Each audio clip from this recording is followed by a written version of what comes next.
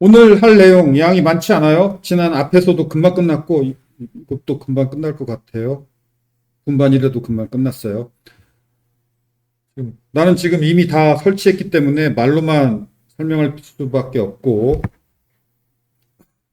톰캣 설치하고 톰캣의 스프링 프로젝트 설치가 오늘의 목표.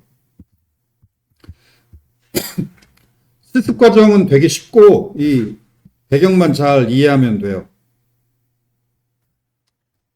강의 노트 업데이트 했는데 이 PDF를 안 만들었다.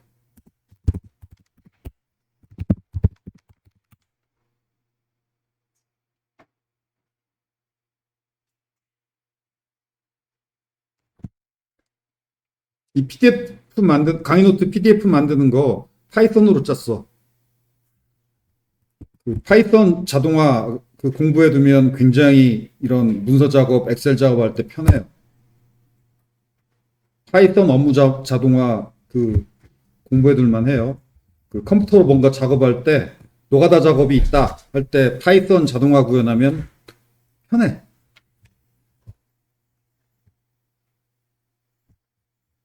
아무튼 자, 되돌아와서 지금 PDF 방금 새로 만들었어요.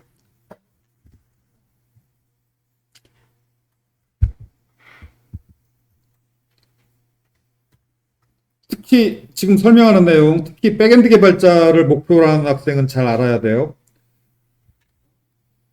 스탠드얼론 톰캣을 설치할 건데 스탠드얼론 톰캣이 뭐냐? 먼저 톰캣이 뭐냐? 아파치 프로젝트에서 만든 제품이 톰캣이야. 아파치는 프로젝트명이고 재단명 혹은 프로젝트명이고 아파치 뭐냐? 아파치 톰캣. 아파치 톰캣인데 그냥 아파치 톰캣 합쳐서 제품명이구나. 근데 아파치가 재단명이기도 할걸? 아파치 소프트웨어 파운데이션. 이 오픈소스 재단 이름에 아파치가 들어가요. 아파치 소프트웨어 파운데이션이 만든 톰캣. 제품명은 톰캣이야. 합쳐서 아파치 톰캣. 이 톰캣이 이게 톰캣은 고유명사고 제품명이니까 이런 제품들을 가리켜서 보통 명사로 뭐라고 하느냐? 자바 웹 애플리케이션 서버라고 해요. 또는 좀 더 고급스러운 이름으로 서블릿 컨테이너라고도 해요. 서블릿 컨테이너가 좀 더 전문적인 이름이에요.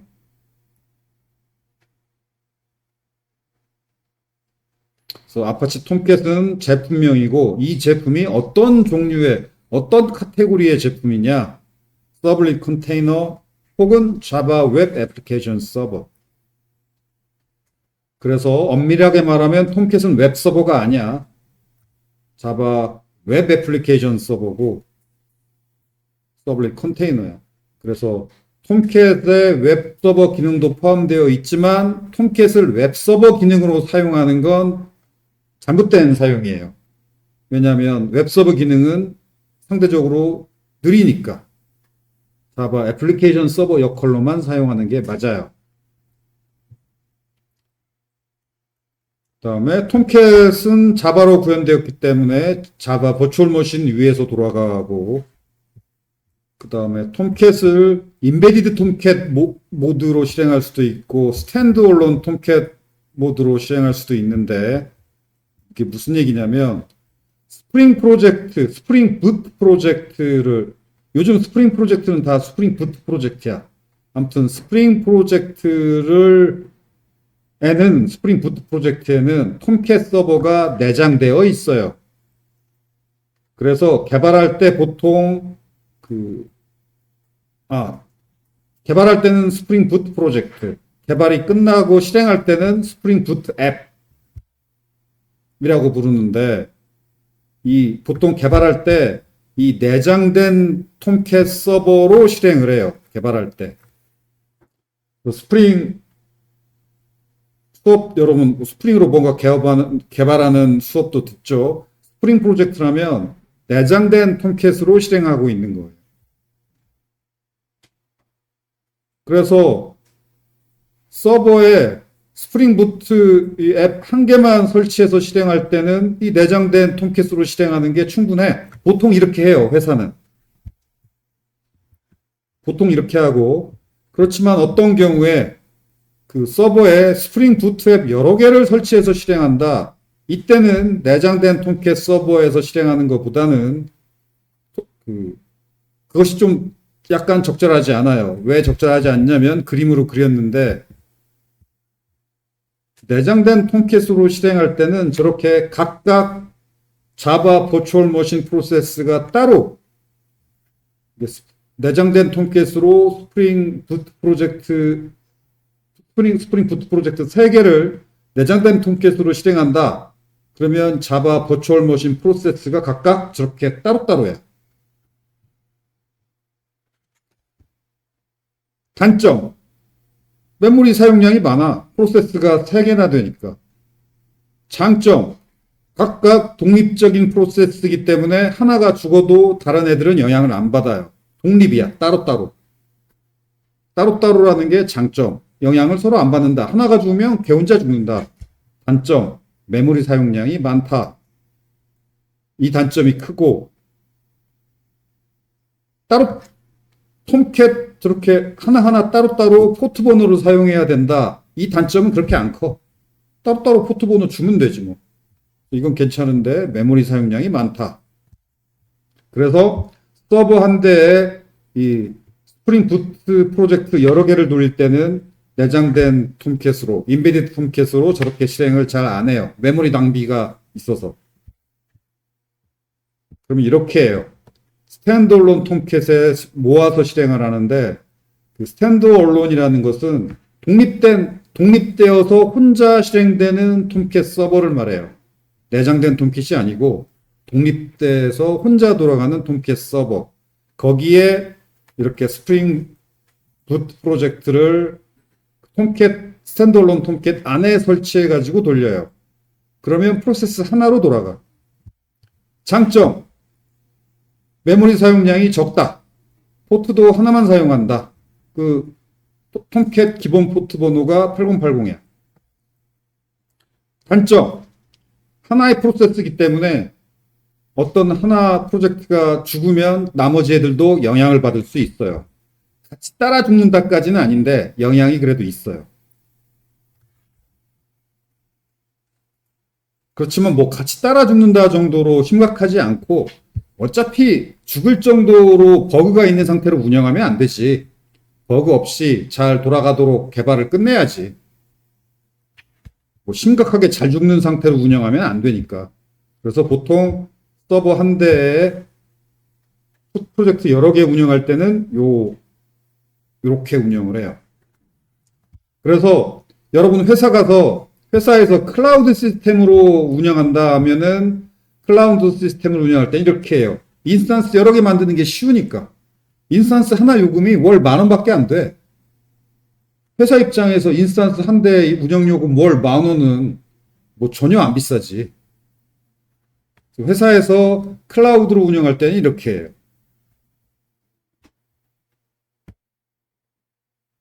인스턴스 여러 대 확보하는 게 클라우드 시스템에서는 쉬운 일이니까 이렇게 하고, 회사에서도 클라우드 시스템 운영 안 하고 그냥 회사 내부의 서버를 구매해서 회사 내부에 있는 서버에 운영할 때는 이렇게 해요. 상대적으로 좀 비싸고 용량 큰 서버 몇 대 구매해서 그 서버에다가 비싸고 용량 큰 서버니까 프로젝트 여러 개 올려서 돌려요. 그래서 우리 학교 학사 시스템도 저렇게 운영해요. 비싼 서버 한 두세 대에 이렇게 프로젝트 여러 개 올려서 돌려요.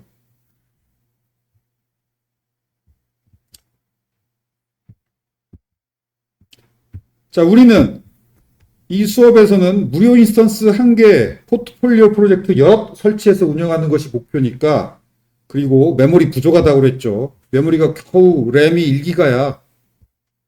그래서 지금 1기가면 너무 부족하기 때문에 스왑 영역을 2기가 만들어서 합쳐서 3기가죠. 3기가도 부족해. 참, 부족하진 않고 넉넉하지가 않아. 그래서 당연히 이렇게 해야 돼요. 메모리가 부족하니까. 그래서 이렇게 운영할 거예요. 먼저 포트 번호를 열어야 돼. 그래서 여기 지난 시간에 요 강의에서 포트 번호 22번, 80번, 444번 열었죠. 443. 요건 필수고 8080은 필수 아니에요. 이 수업의 과제에서만 필요해.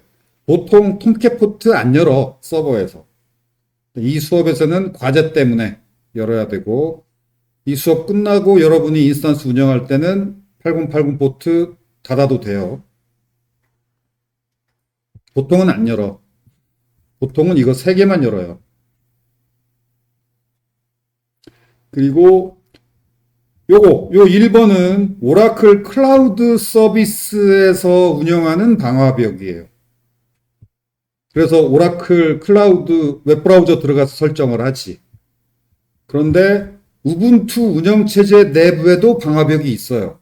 윈도우즈 운영체제 내부에도 방화벽이 있어. 요즘 운영체제 내부에 다 방화벽 있어. 맥에도 있고 윈도우즈도 있고 우분투에도 있고.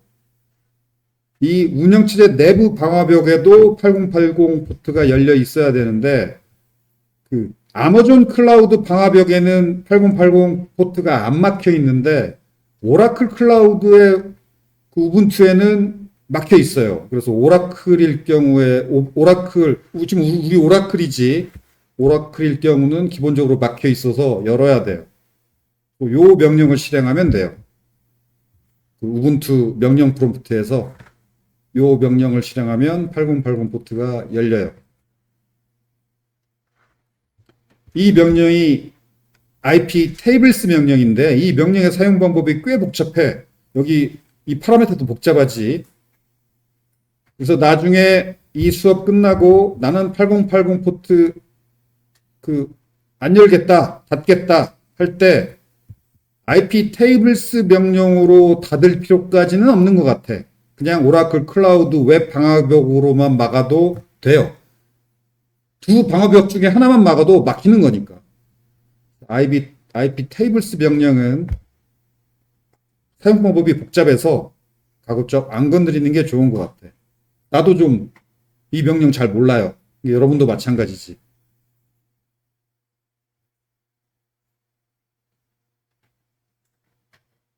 오케이. 그래서 첫 번째 포트 열기 1번, 2번 그렇게 8080 포트를 열고 그 다음 톰캣 서버 설치. 자, 설치 명령은 sudo apt install 하고 패키지명이죠. 설치.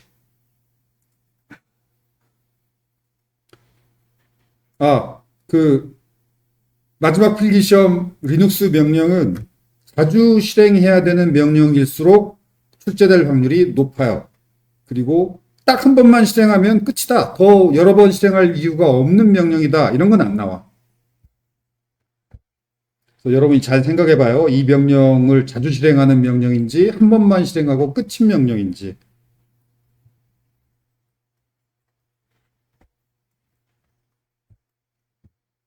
아무튼 이렇게 설치하면 그 백그라운드 서비스로 설치가 돼요. MySQL도 그렇고 톰캣도 그렇고 화면을 차지하지 않고 조용히 뒤에서 실행되는 프로세스죠. 이런 걸 백그라운드 서비스라고도 하고 혹은 유닉스 전문 용어로는 데몬이라고 해요. 유닉스를 배웠다고 하면 이 데몬이라는 용어를 알아야 돼. 아무튼 설치한 다음에 이렇게 요 명령으로 상태를 확인해 보면 이렇게 액티브 러닝이라고 나오죠.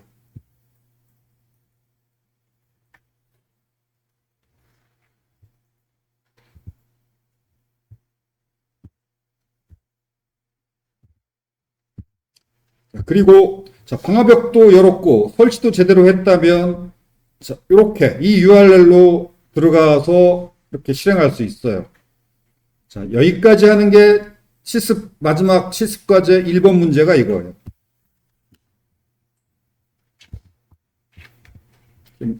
내 인스턴스의 IP 주소가 이건데 나도 지금 이렇게 잘 들어가지죠.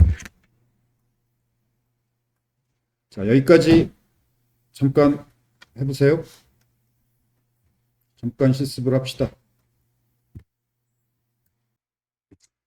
자, 톰캣 실행까지 잘 됐다면 그 다음 주제 스프링 웹 프로젝트 설치인데, 자, 여기서 얘기하려고 하는 내용은 백엔드 프레임워크 그 네 과목이 있는데 그걸 수강한 학생들을 위한 설명이고, 아직 이 과목을 수강 안 했다면 지금 얘기 들어도 뭔 말인지 몰라요. 그런데 나중에 이 과목을 수강한 다음에 다시 이 얘기를 들어보면은 쉬운 얘기야. 그리고 당연히 뭐 이번 학기 시험이랄지 뭐 구현 과제랄 아니 실습 과제 마지막 과제랄지 상관없는 내용이에요. 그냥 딱 백엔드 프레임워크 과목을 위한 내용이에요. 수강하지 않은 학생은 무시해도 돼요.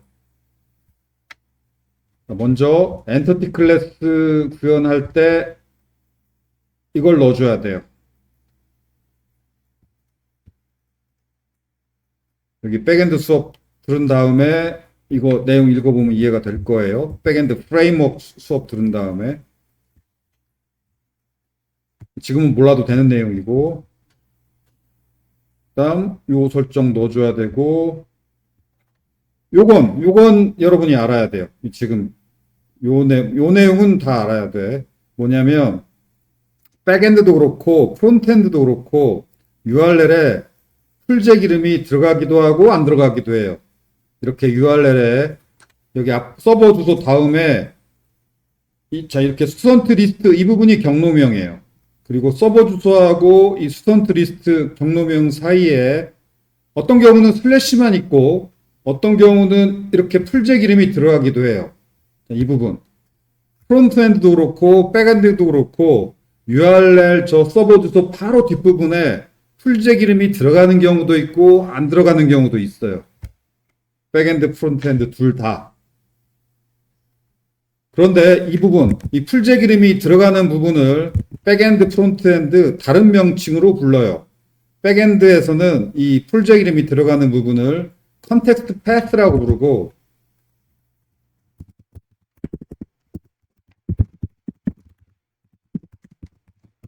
프론트엔드에서는 이 부분을 베이스 URL이라고 불러요.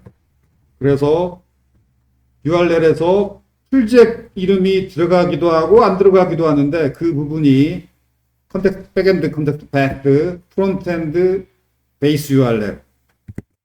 이게 소스 코드하고 무관하고 서버에 어떻게 설치하냐에 따라 설치하면서 결정이 돼. 설치하는 방법에 따라 그 URL에 풀잭 이름이 들어가기도 하고 안 들어가기도 하니까 구현할 때 이 부분을 고정해서 그냥 구현하면 안 돼요. 이 부분이 설치하는 방법에 따라 바뀌니까. 그래서 백엔드에서 구현할 때는 이 부분만 조심하면 되는데 이 노란색으로 칠한 부분 이거 나중에 백엔드 배울 때 배우고 나서 이 부분 다시 읽어보면 알아요. 이게 뭔지. 아무튼 이렇게 구현하면 된다. 그러면 여기 슬래시 부분이 바로 이 서버 주소 다음에 요 슬래시 부분인데 컨텍스트 패스 부분 이게 자동으로 수정돼요. 백엔드 프레임워크 수강한 다음에 다시 읽어보면 이해가 되는 내용이고, 이 작업을 다음 시간에 또 해야 돼. 다음 시간에는 프론트엔드 프로젝트 설치하는 작업을 할 건데 거기서도 이 베이스 URL 부분이 있어요. 이걸 이해해야 돼요. 왜냐하면 설치하는 방법에 따라 달라지니까 구현할 때부터 신경을 써야 돼요.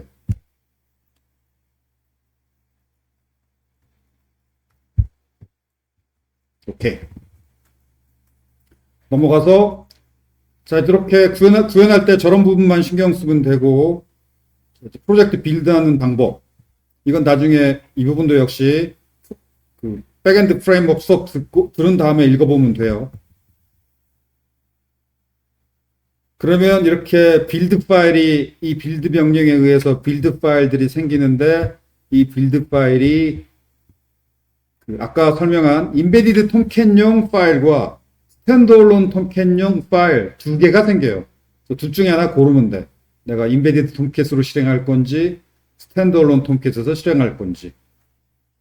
인베디드 톰캣이 더 사이즈가 커. 왜냐하면 톰캣이 내장되어 있으니까. 그리고 스탠드얼론 톰캣이 사이즈가 작아요. 톰캣이 내장되어 있지 않으니까. 한 10메가 정도 크기 차이가 나요. 오케이, 그렇고, 저렇게 빌드한 다음에, 그런데 뭐 여러분 거의 대부분 백엔드 프레임워크 수업 수강한 학생 없죠? 지금 대부분 3학년이지. 2학년도 있고. 자, 그래서 강의 자료 폴더에 빌드 파일을 올려놨어요. 저거예요. 저 빌드 파일을, 자, 이제, 이 빌드 파일은 아까 그 프로젝트 빌드에서 이름만 저렇게 짧게 줄여놓은 거야. 이 파일을 서버에 업로드하면 돼요. 파일 서버 업로드하는 명령 배웠죠? 이 명령. 업로드하고. 그런데 이 자바 빌드 파일 크기가 커. 지금 뭐 50메가 막 이래요. 내가 업로드 해보니까 이렇게 50메가나 되는 파일은 업로드 하다가 종종 잘려요. 그래서 잘렸는지 100% 다 올라갔는지 여기 100%라고 써있지. 이 100%가 보여야 돼. 100%가 안 보이면 올라가다가 잘린 거야. 만약에 잘렸다. 그러면 이 명령 한 번 더 실행하면 돼요. 더 실행해서. 왜냐하면 이게 복사 명령이라서 덮어 써버리니까.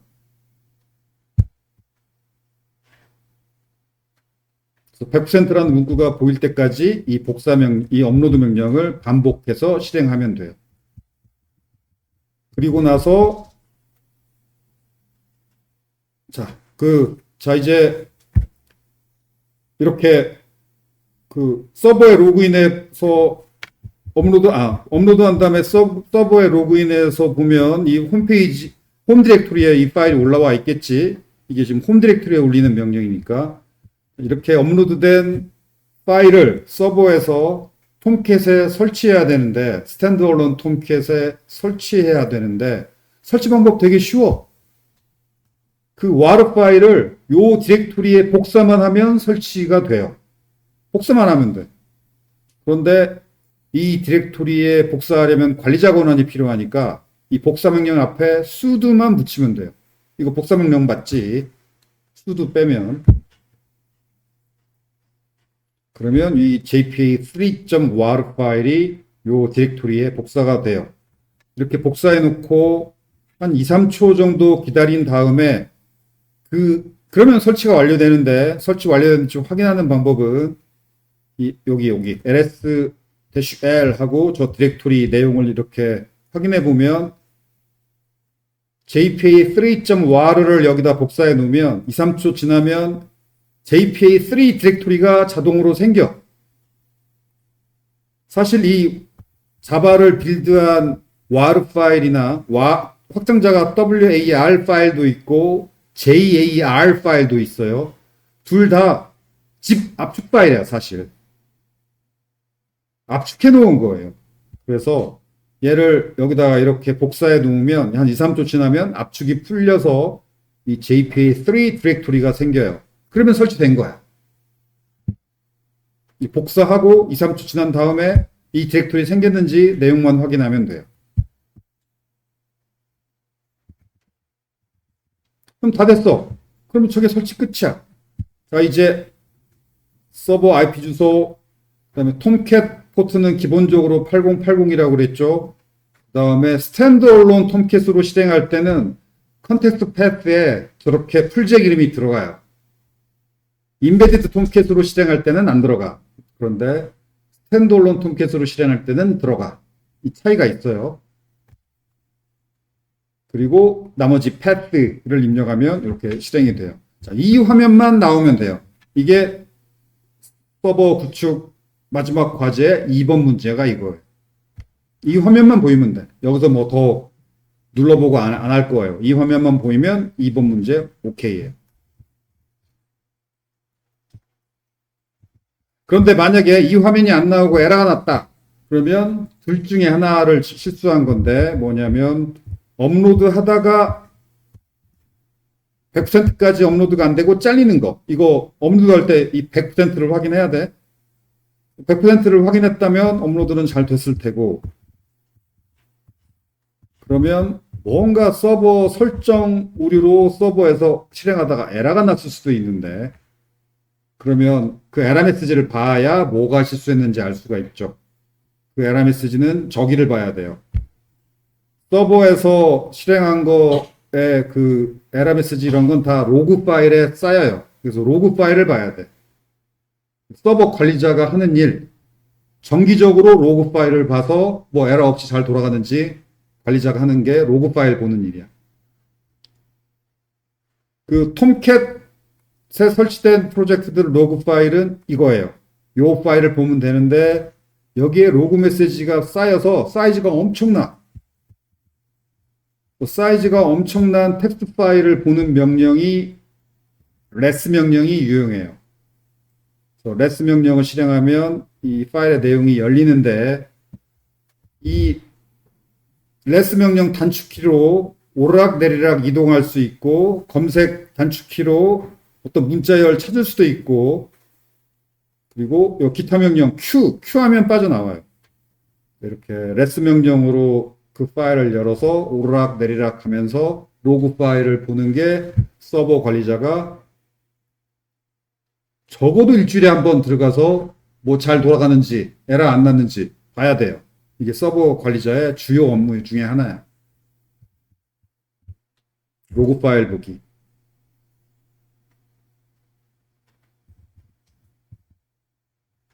그래서 여기 이 로그 파일에 만약에 실행 도중 에러가 났다면 이 로그 파일에 에러 메시지가 있을 거예요. 그 에러 메시지를 보고 무슨 에러가 났는지 확인을 한 다음에 무슨 에러구나 이해했다면 디버깅 해야지.